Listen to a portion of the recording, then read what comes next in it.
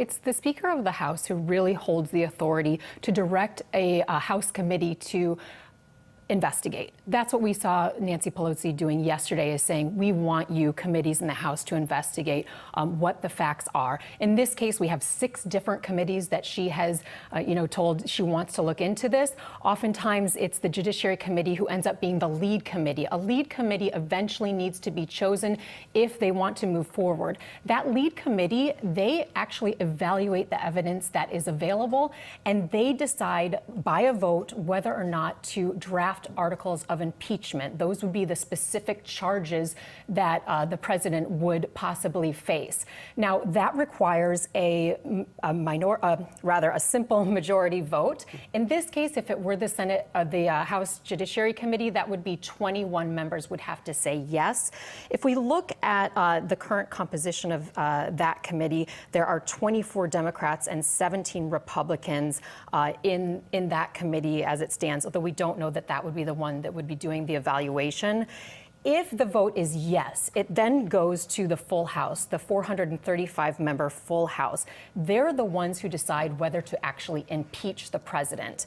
Now, if we look at the current composition of the House, there are 235 Democrats, there are 199 Republicans, and 1 independent. Now, if they say yes, it goes to the Senate. And the Senate is the body where this acts as really a trial. The senators, the 100 senators, they are the jury. Now, a group of managers from the House, those are the prosecutors in this instance.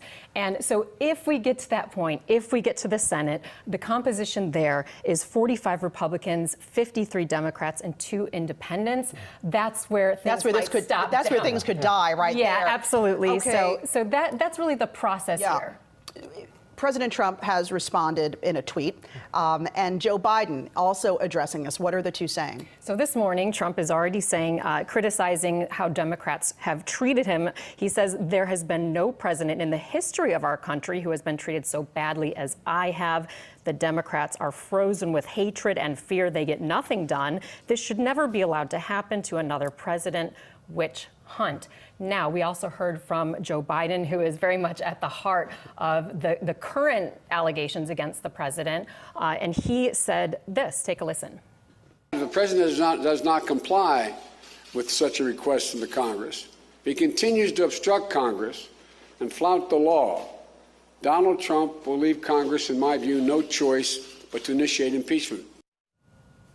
So you hear there another threat to add to the potential options of violations that Democrats are saying the president may have made. Obstruction of justice getting thrown in there. Some others we have heard are extortion, conspiracy to extort, as well as violations of election law, all on the table. Hey investors, Zach Guzman here. Are you interested in learning more about the markets and getting the latest financial news? Well, then click right here to subscribe to our Yahoo Finance YouTube channel.